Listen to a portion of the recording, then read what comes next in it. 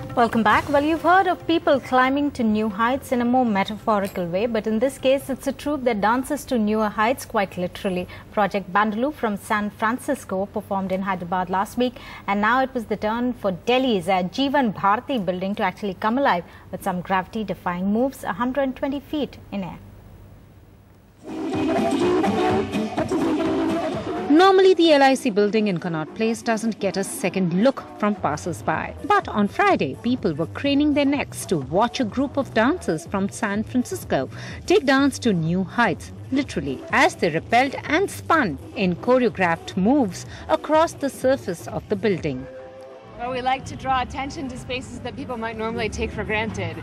And we also hope to ignite the imaginations of audiences to see dance in a different way, maybe to see their city in a different way, their architectural, their general, like the buildings they pass by every day, to see them in a different way.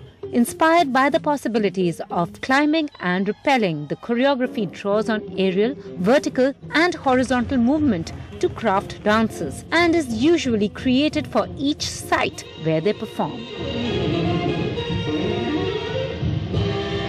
Really, the best training for what we do is doing it. So every building we're on, we learn something new. Every environment we're in, we learn something new, whether it's a wild space or a built space.